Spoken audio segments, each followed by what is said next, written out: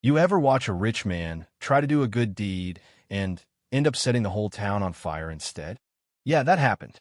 That's how my last December went. A masterclass in how to take something as simple as charity and turn it into a full-blown life lesson. Let me back up a sec. So, picture this. There I was, James Hayes, standing at the window in my study, watching my foreman, Tom Barker, hand out the year-end bonuses to all the ranch hands. Not a single man cracked a smile, just touched his hat, pocketed the envelope, and shuffled off.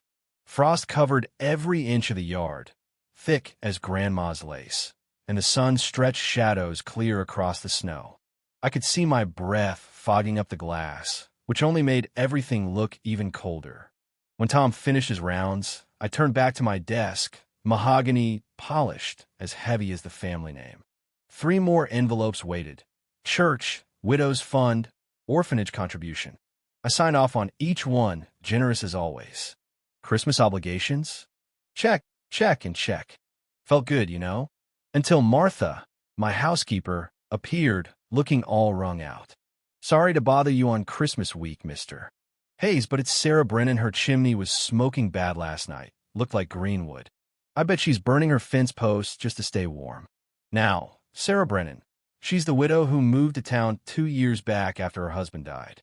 Keeps to herself, scrubs laundry for folks, never asks for a thing. Folks say it's pride, foolish pride. But I figured I'd handle it. So, I opened up another envelope, counted out $50, enough for firewood and a few groceries to see her through winter, wrote her name on the front, and headed for the stables. It's a 40-minute ride into town, long enough for the cold to sneak under your skin, but I hardly noticed. Hayes Ranch, 10,000 acres, 200 head of cattle, more fence than sense some days. My father used to say, a rich man's real burden is knowing when to give. And I always prided myself on getting that right. I mean, why else have all this if you can't share it when it counts? I spotted her place from the ridge, a little cabin, leaning like it was tired from standing alone. Smoke snaked out the chimney. I touched the envelope in my coat pocket, told myself this was just another bit of neighborly responsibility, nothing more. Sarah was on her knees by the hearth, trying to coax life out of soggy wood. Her hands were raw from scrubbing, and the fire barely enough to keep the cold out. When I knocked, she answered the door, her eyes careful, dress worn but neat. I must have looked every inch the wealthy rancher, part concern, part pity, and way too sure of my own welcome. Cold morning, I said, tipping my hat. She nodded. May I come in for a minute? She stepped aside. I tied up my horse and walked in, taking in the little details. Cracked cup, empty shelves, but not a speck of dust, and a Bible by the bed. Poor but proud, folks would say.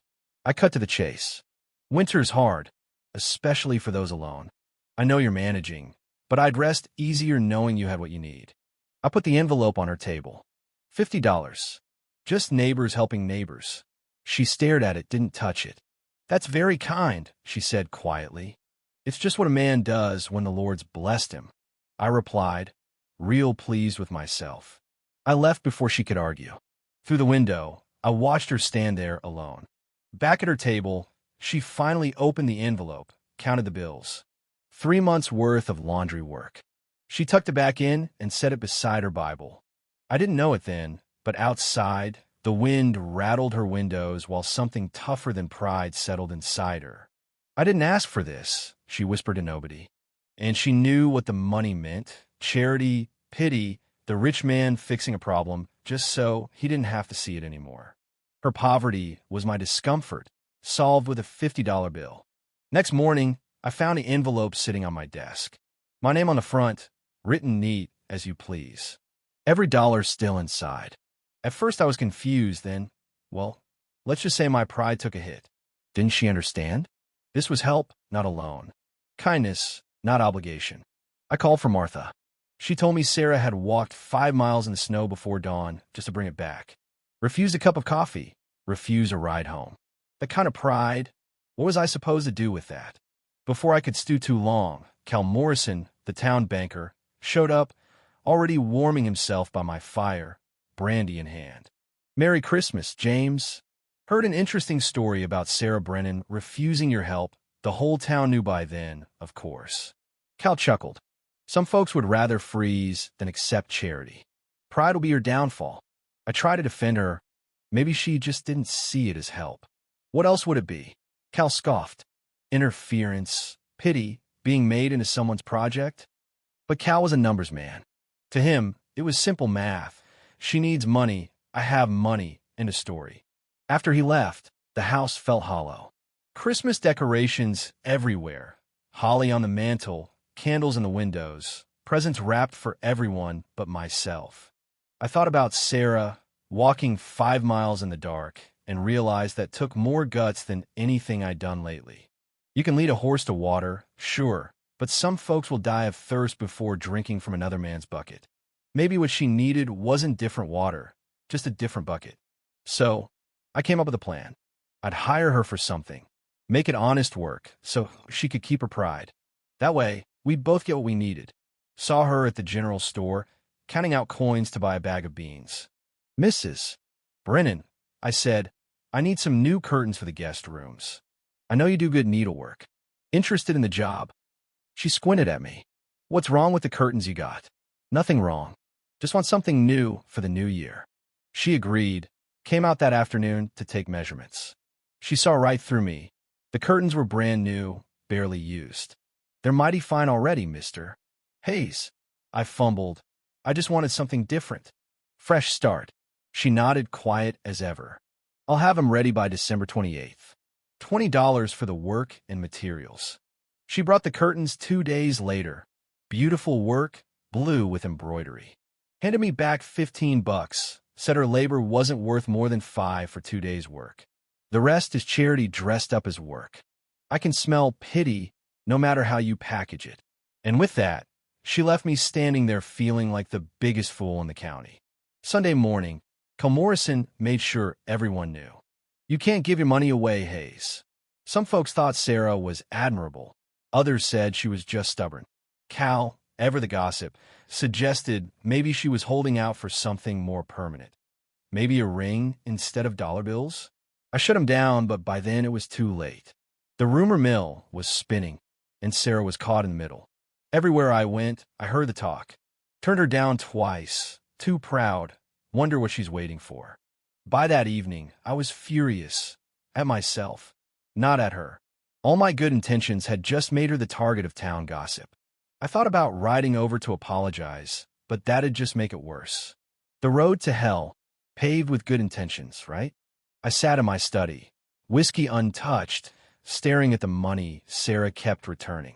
$50, 15 more, 65 total. It glowed in the firelight like a challenge. My father once warned me, town gossip burns faster than prairie fire, and twice as mean. I never got it until now. For the first time, I wondered what this looked like to her.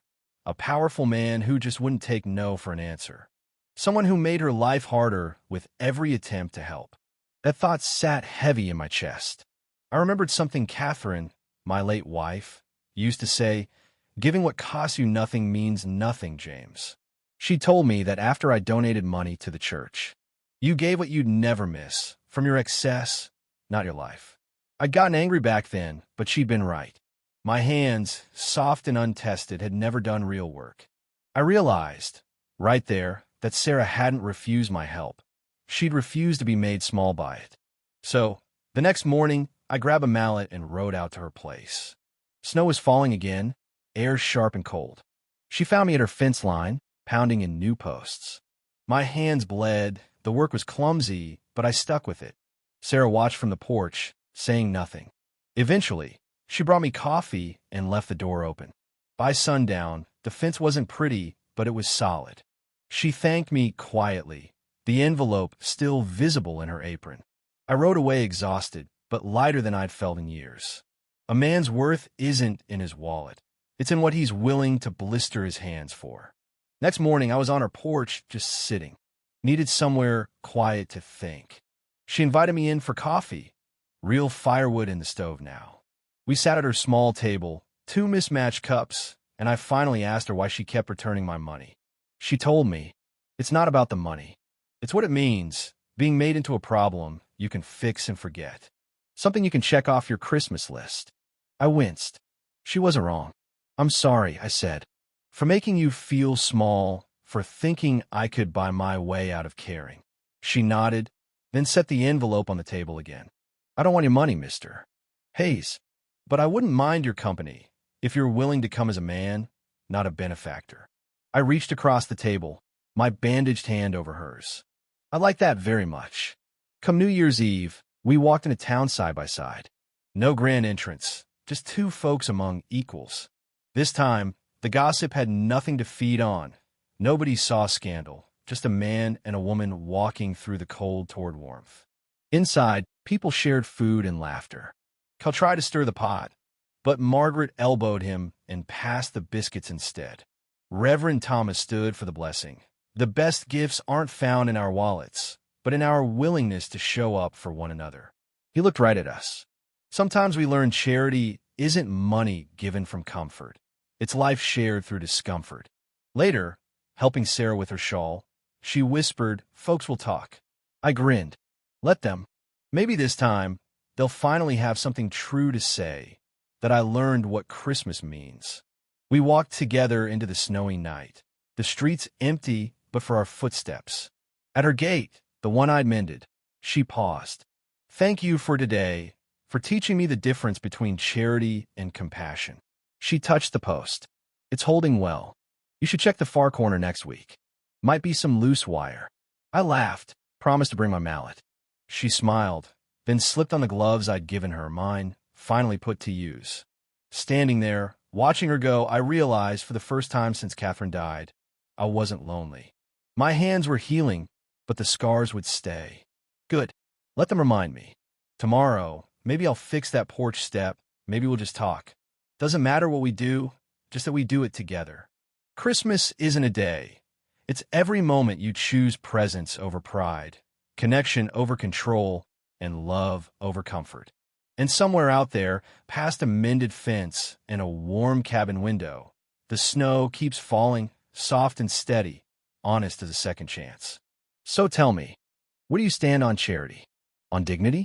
Ever had help offered in all the wrong ways, or given in a way you regret? Drop your thoughts below, because maybe, just maybe, the real gift is the conversation we start right here.